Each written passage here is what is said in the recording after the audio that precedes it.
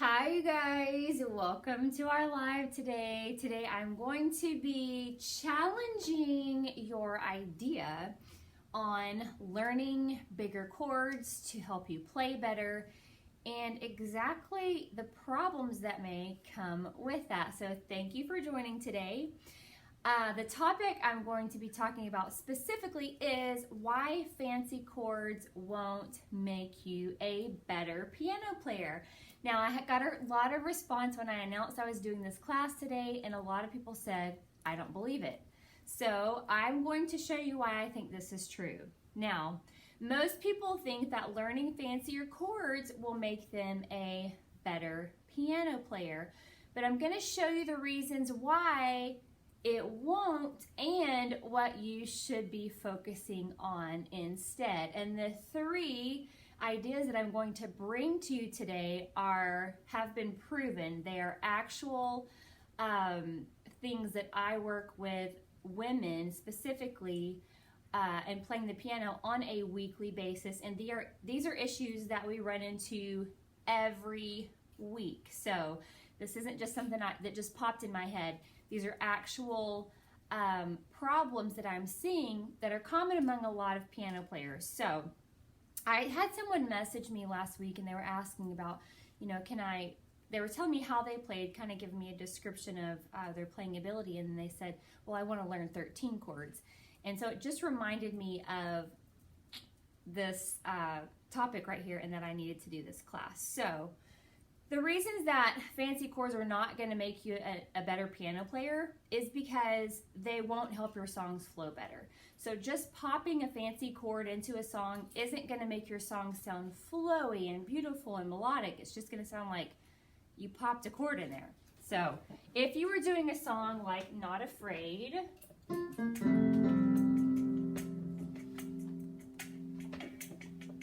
when I go through the water, I won't be overcome.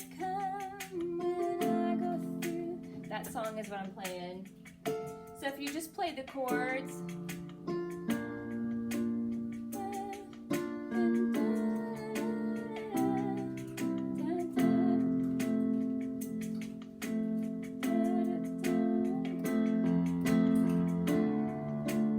it's not going to make your playing flow.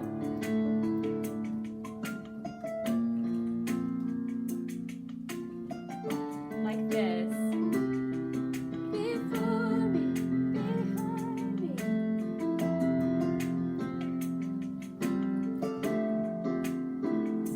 Playing the bridge and you wanted to pop a minor 11 chord in there. Before me, behind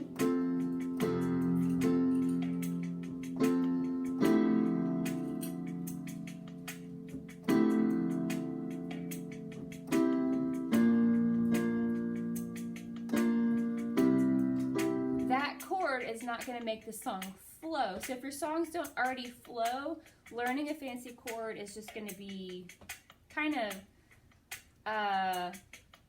I'm going to say kind of pointless until you learn to flow your songs. So, if the song flowed, before me, always beside me, and you want to pop that minor 11, it's going to sound better.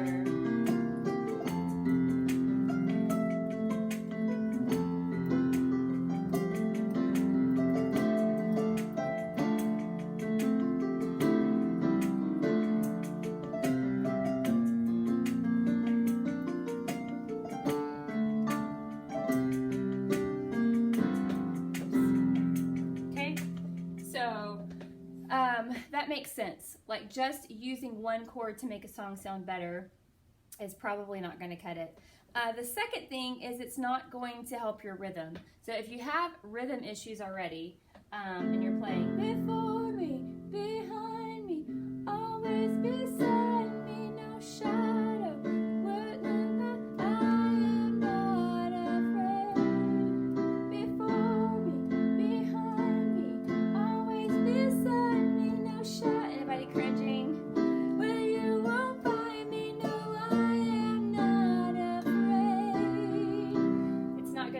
rhythm sound better if you pop that minor 11 chord in there. Okay? So rhythm is such an important part of playing the piano. In fact, I will go as far as to say if you don't have good rhythm, it's going to really put a damper on your playing. So if you want to work on one area, I would really, really encourage you to work on rhythm. Find a drum loop or metronome you can practice with. Because a lot of what makes a song sound beautiful is the fact that somebody's playing in rhythm. Before me.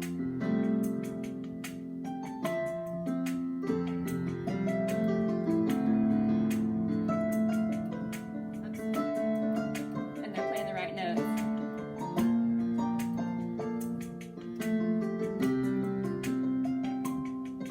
When I go through the water.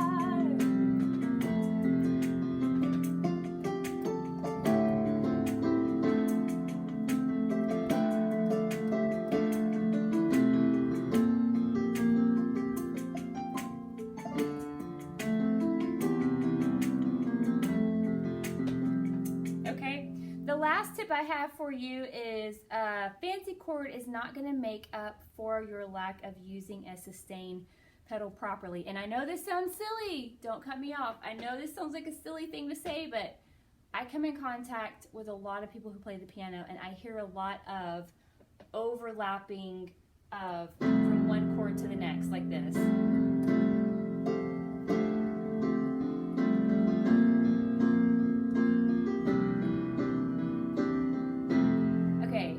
Raise your hand or leave me a comment below if you heard that. If your ear could hear that overlap, let me know in the comments below. I'm going to play it again.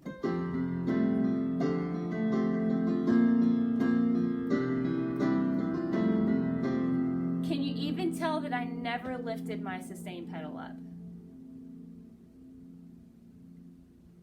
Lots of notes, yes, a lot of notes that are just like, what are we going to call it, mushing together. And it sounds really messy. So the difference would be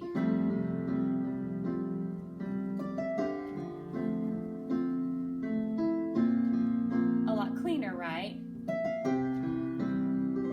But another issue that I see in musicians is, yes, Nathan could hear it too. Okay, so they'll play one chord and they'll play the next chord. With those two, they have kind of the same notes in them, so you're not gonna be able to tell with that one, that progression. But watch this one. Did you hear that at the beginning? So a lot of times they'll go ahead and switch to the next chord, but their timing on the sustain pedal is late. And so you still hear that, the muddiness before I lift my sustain pedal and clear it up. And that should never happen when you're playing. Your transition from chord to chord should be completely clean because you're lifting up your sustain pedal as you're playing the next, okay, my battery. You're lifting up your sustain pedal as you're playing the next chord. And so with your ear, you can hear there's no muddiness. So the muddiness would sound like this.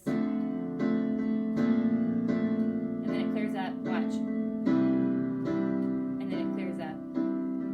Okay? That should not ever happen. It should sound like this.